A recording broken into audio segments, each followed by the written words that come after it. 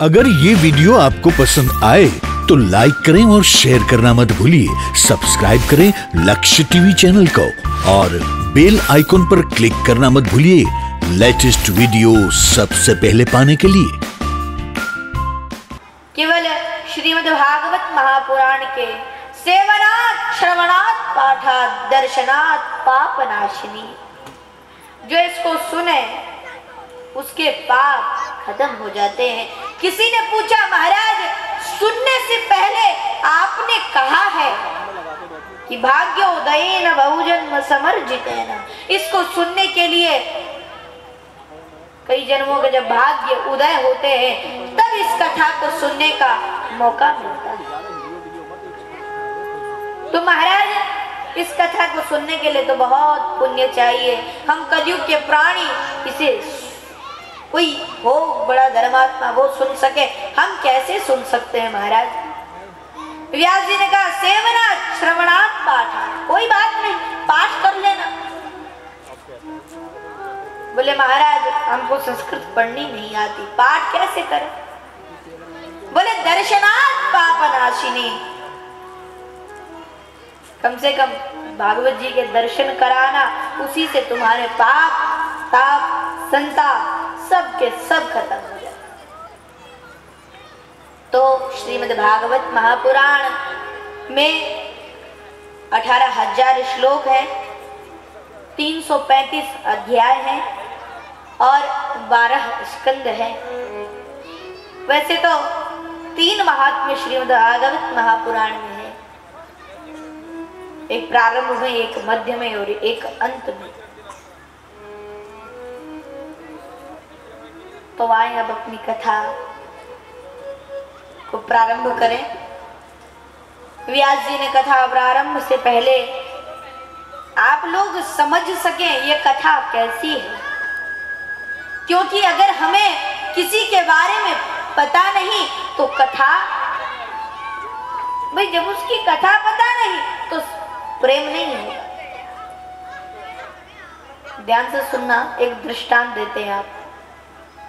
जैसे मानो आप लोग ट्रेन का सफर कर रहे हैं,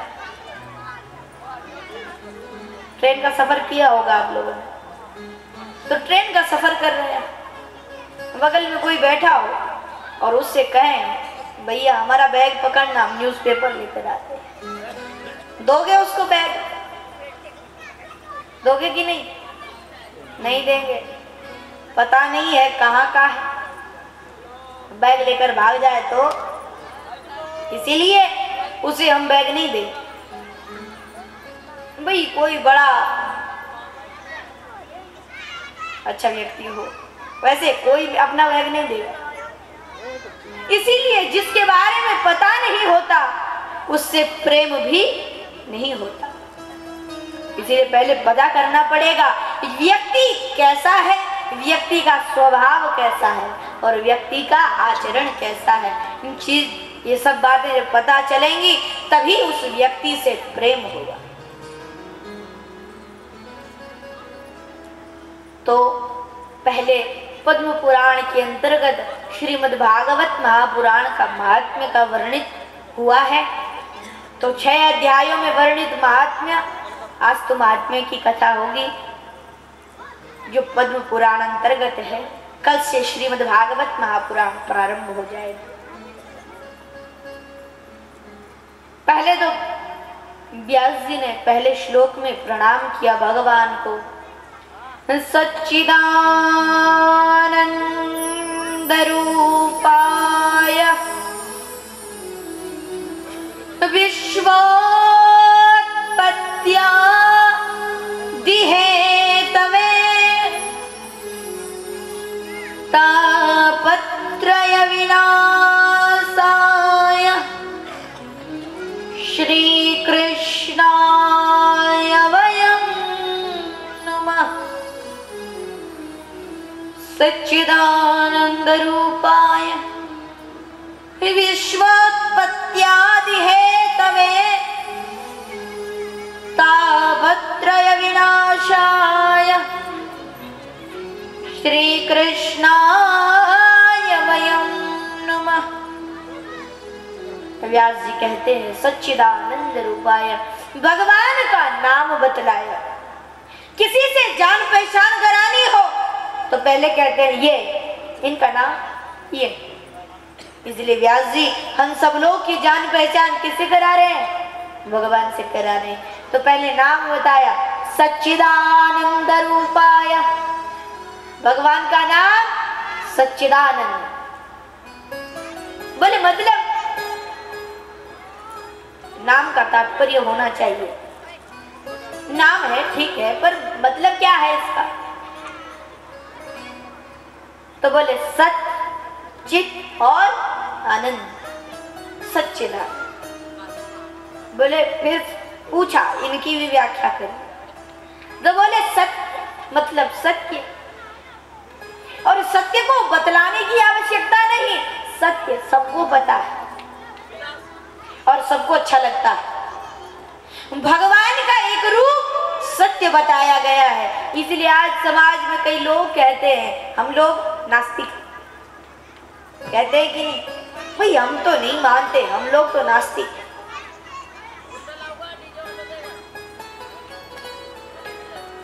पर लेकिन देखा जाए तो कोई नास्तिक नहीं, सब आस्तिक है।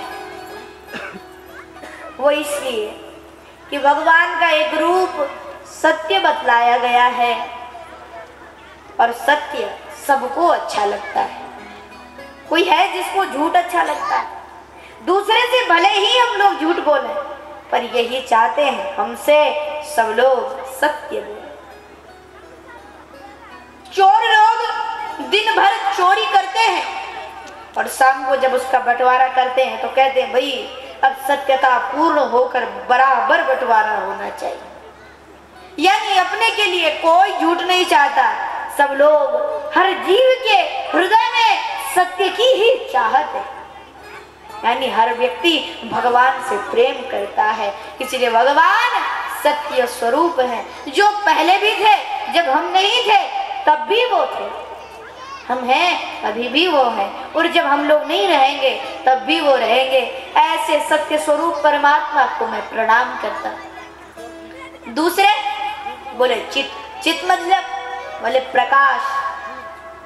अभी अगर रात हो जावे, सूर्य नारायण भगवान छिप जाए और ऊपर से लाइट भी बंद हो जाए तो कथा कैसे होगी? इसलिए हमको प्रकाश की आवश्यकता है, हमको प्रकाश चाहिए।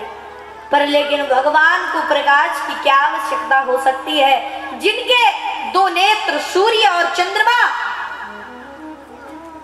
उनको प्रकाश की कोई आवश्यकता है क्या? मत भयात् वाति वायतोयम।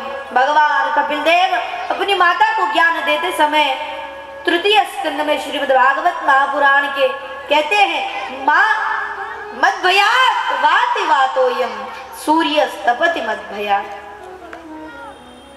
माँ मेरे ही भय से ये जो सूर्य है ना ये तपता है, मेरे ही भय से इंद्र वर्षा करता है। इसलिए भगवान जिनके दो नेत्र सूर्य और चंद्रमा हैं, उन्हें प्रकाश की भी आवश्यकता नहीं। जीव को, जीव में सामर्थ्य नहीं फिर भी आवश्यकताएं हैं, और ब्रह्म के पास सामर्थ्य है पर उनको आवश्यकता नहीं। इसलिए भगवान का एक नाम चित भी है। तीसरा कहते हैं आनंद।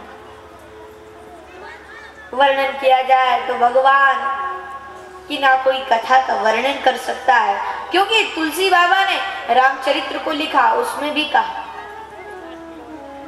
भगवान का भी कोई वर्णन कर सकता है क्या? हरि अनंत हरि कथा अनंता। तुलसी बाबा रामचरित्र में कहते हैं, रामचरित्र मानस में बोले भगवान का कोई भी वर्णन नहीं कर सकता। भगवान वर्णन का विषय नहीं, भगवान समझने का विषय है। अंतिम नाम है भगवान का आनंद। और आनंद तो सबको ही जानते हैं भाई, हमारी माताओं को मीठा बहुत अच्छा लगता है, कोई हो जिन्हें खट्टा भी अच्छा लगता है। पर वैसे लगभग सब लोगों को मीठा अच्छा लगता है। अगर ये वीडियो आपको पसंद आया हो तो लाइक करें और शेयर करना मत भूलिए। सब्सक्राइब करें लक्ष्य टीवी चैनल को और बेल आइकॉन पर क्लिक करना मत भूलिए लेटेस्ट वीडियो सबसे पहले पाने के लिए। तो तभी तो पता चलेगा कोई सोया तो नहीं, इसीलिए जोर से बोलेंगे। जब मिठाई हाथ में थी तो उसका स्वाद था नहीं था भाई, हाथ में जब जीभ पर जाएगी तब स्वाद आएगा, और जब पेट में चली गई तब स्वाद आया, तब भी स्वाद नहीं। उसका स्वाद तब तक था जब तक वो रसना जीभ पर रखी हुई थी। पहले भी स्वाद नहीं और अंत में भी स्वाद नहीं, इसीलिए ये एक क्षणिक मात्र का मजा है। आनंद तो मीरा को था, एक बार जो पा लिया जीवन भर मीरा हरिगुण गाने लगी। इसीलिए मीराबाई के जीवन में आनंद था। और आप लोगों को तो पता ही है, आपने बहुत भजन सुना होगा। जब कन्हैया का जन्म हुआ प्रागट्य मथुरा में, और आए कहाँ, वृंदावन से होते हुए गोकुल पहुंचे, तो गोकुल में सब लोगों ने बधाई गाई। पता है आप लोगों को क्या गाई? नंद घर आनंद भयो जय कन्हैया लाल की, नंद घर आनंद भयो जय कन्हैया लाल की, नंद घर आनंद भयो जय कन्हैया लाल की, नंद घर आनंद भयो जय कन्हैया लाल की, नंद घर आनंद भयो जय कन्हैया लाल की। इसलिए उन्होंने भी गाया। अब बताने की जरूरत नहीं था क्या गाया उन्होंने। नंद घरा, और जोर से भाई लोगों की आवाज नहीं आ रही है। नंद घरा आनंद भयो, इसीलिए नंद के घर पर किसका जन्म हुआ है? आनंद का। वो ये भी तो कह सकते थे कि नंद घरा लाला भयो, पर लेकिन उन्होंने कहा नंद घरा आनंद भयो, इसलिए भगवान आनंद स्वरूप है। ये नंदोत्सव तो हम चौथे दिन मनाएंगे, कृष्ण जन्म, इसीलिए भगवान आनंदमय है। सत्य चित और आनंद। कई लोग नाम बहुत बड़ा रख लेते हैं, काम कुछ नहीं करते। नाम इतना बड़ा रख लेते हैं पर काम नहीं करते, काम करने में बड़ा आलस करते हैं। तो भाई काम भी करते हैं या बस नाम ही रखा? बोले काम भी करते हैं। क्या काम करते हैं? विश्वोत्पत्त्यादि हेतवे, विश्व की उत्पत्ति, पालन और श्रृंगार का काम करते हैं। इतने बड़े विश्व को भोजन करा रहे हैं भगवान। हमारे घर पर तो 5-6 मेहमान आ जाते हैं, उन्हीं को भोजन कराने में बड़ी परेशानी हो जाती है, पर लेकिन भगवान हम सबको दे रहे हैं, इसलिए इतना बड़ा जिम्मेदारी है भगवान का।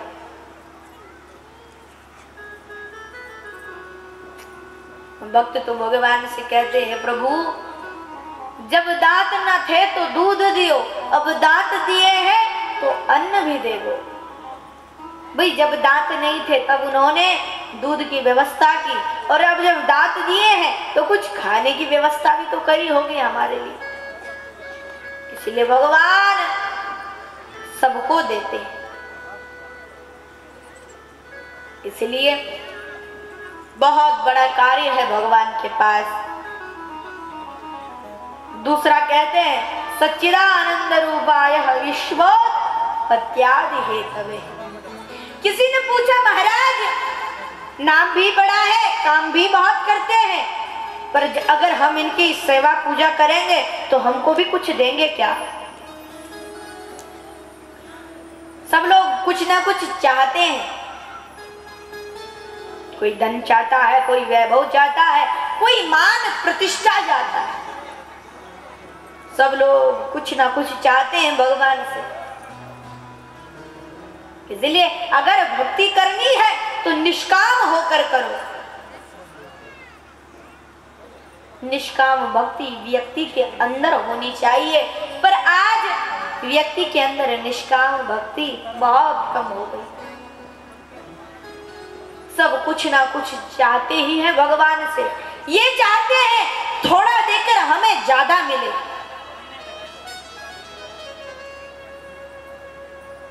भाई अगर हम भगवान को 10 रुपए चढ़ाएंगे तो हे भगवान हमें 1 लाख रुपए दे देना। इसीलिए हम लोग अगर भगवान की सेवा भी करते हैं उससे भी कुछ ना कुछ मन में लालसा होती है, जब ये मिलेगा भगवान आपका व्रत करती रहेंगी। अगर ये बात पूरी हुई तो देखो 16 सोमवार का व्रत करें, हमारी माताएं भी व्रत करती, हमारे भाई लोग मंगलवार का व्रत करते। इसलिए व्यक्ति के अंदर निष्काम भक्ति होनी चाहिए, और निष्काम भक्ति सीखनी है तो प्रहलाद से सीखो। भगवान ने पुराणों में अपने 12 भक्त मुख्य बतलाए, और वो 12 में ध्रुव जी का नाम नहीं है, ध्यान से सुनना। किसका नाम नहीं है? ध्रुव जी का नाम है। और ध्रुव जी के बराबर कोई भक्त था? नहीं था, और नाम नहीं है। किसी ने पूछा नाम क्यों नहीं? क्योंकि नाम है स्वयंभू, नारद शंभु, कुमार कपिलो मनु, प्रहलादो जनको भीष्म, बलिर्वैया सकिर्वयम। ये 12 भक्त हैं। ध्रुव जी का नाम आया कहीं? नहीं है। वो गलती जानते हो कहाँ रह गई? ध्रुव जी के मन में इच्छा थी राज गद्दी मिल जाए, इसलिए तपस्या कर रहे थे, इसीलिए नाम नहीं आया। और प्रहलाद को देखो, प्रहलाद जी महाराज जब भक्ति करते हैं, नरसिंह भगवान सामने हैं और कहते हैं मांग क्या चाहिए, पर लेकिन प्रहलाद जी ने कहा सवई भृत्या सवई वणिक।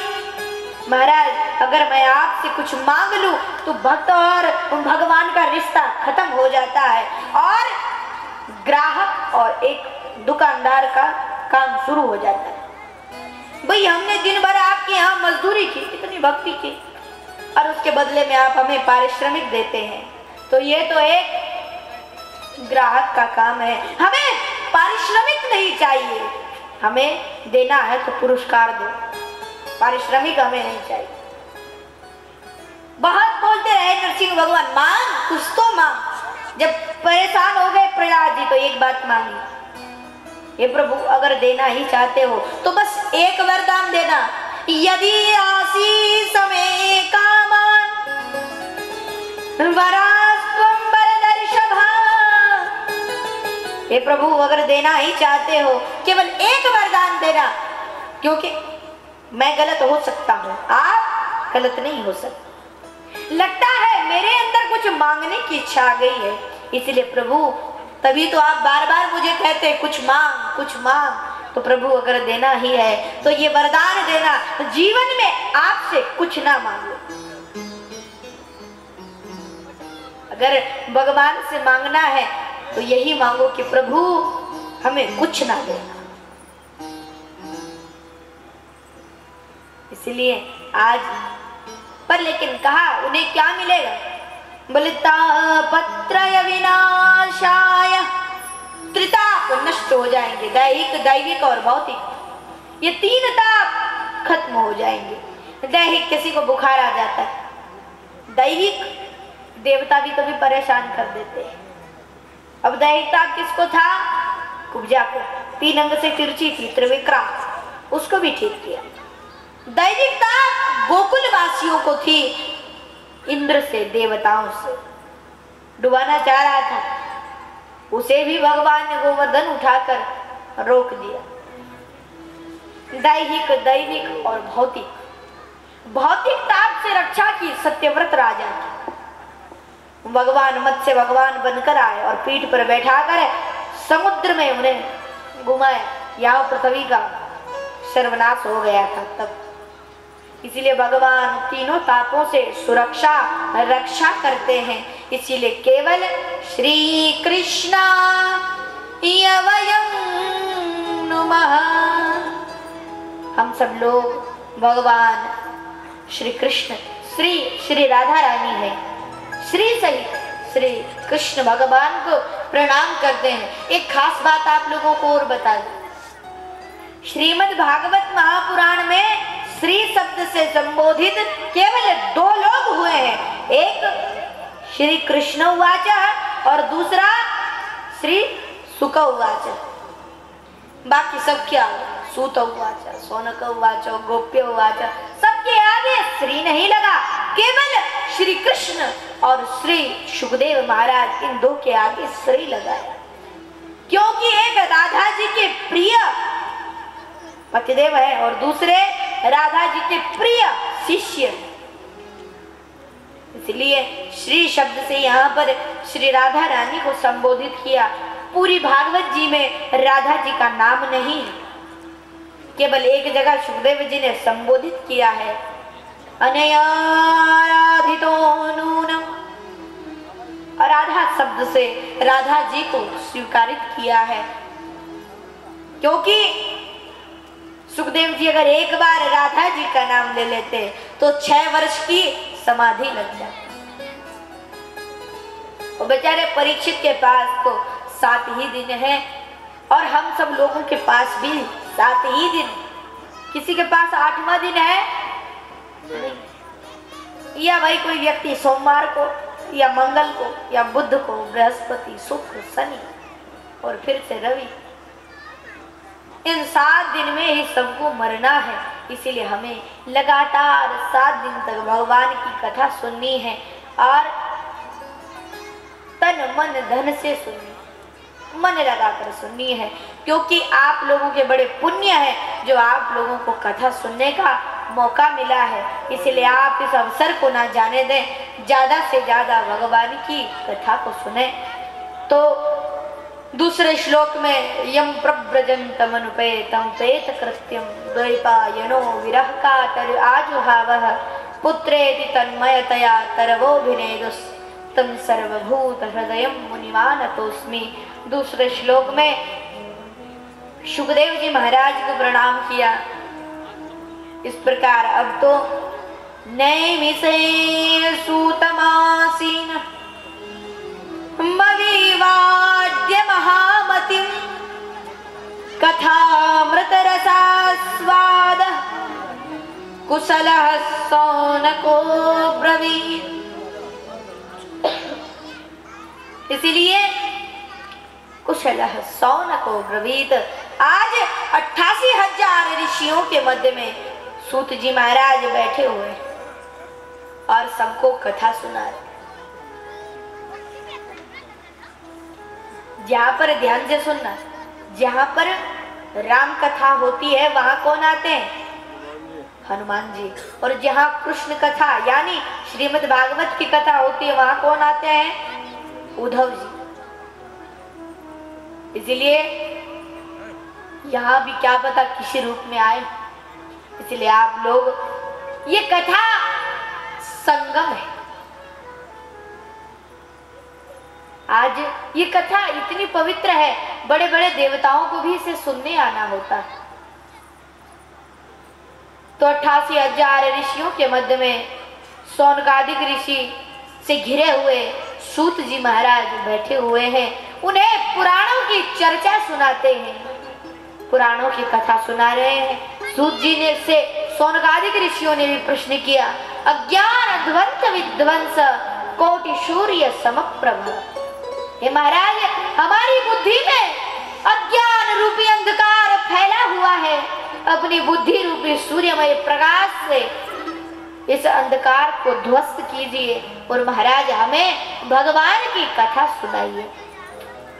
पूछा कैसी कथा सुनना चाहते हो?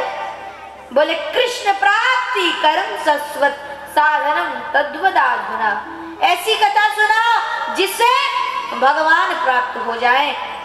तो सूत जी ने भी कहा, बहुत सुंदर ऋषियों, काल ब्याल मुखग्रास त्रास निर्णास हेतवे हे महाराज, काल रूपी सर्प के ग्रास हैं हम लोग। आपको पता है गुरु कौन होता? पता है किसी को गुरु कौन है? कोई माता जी को पता हो कौन है गुरु? रामचरितमानस में तुलसी बाबा ने कहा, गुरुम शंकर रूपिणम, गुरुम शंकर रूपिणम। शंकर भगवान ही सबके गुरु है। तुलसी बाबा कहते हैं, क्योंकि अब किसी ने तुलसी जी से प्रश्न भी किया, महाराज पहला श्लोक आपने रामचरितमानस का लिखा, क्या? वर्णानाम अर्थ संघानाम रसानाम छंदसामपि मंगलानाम च कर्तारौ वंदे वाणी विनायकौ। वाणी और विनायक को पहले श्लोक में प्रणाम किया। दूसरे श्लोक में शिवम विश्वास रूपिणम, शिव को विश्वास माना और श्रद्धा पार्वती जी को माना। दूसरे में भी जोड़ा, पहले में भी जोड़ा, लेकिन महाराज तीसरे श्लोक में आप कहते हैं, गुरुम शंकर रूपिणम यमाश्रतो विवक्रोपि चंद्र सर्वत्र विंदते। पर लेकिन तीसरे श्लोक में केवल एक गुरु शंकर को ही क्यों प्रणाम किया? महाराज इनके साथ भी किसी और को जोड़ देते। बोले गुरु के बराबर दुनिया में कोई नहीं होता, इसीलिए गुरु को अकेला ही रखा। गुरु के आचरण में ज्ञान होता है, वक्तृत्व में नहीं। गुरु उसे समझो जिसके आचरण में ज्ञान है। इसीलिए हमारे यहाँ गुरु को आचार्य भी कहा जाता है, जिसके आचरण में ज्ञान है। शंकर भगवान का शरीर, पूरा शरीर कुछ ना कुछ बताता है। तो आप लोगों ने किसी ने शंकर भगवान को देखा किसी ने? हमारी माताएं तो बड़ी भक्ति करती हैं, देखा किसी ने? भाई तस्वीर तो देखी होगी।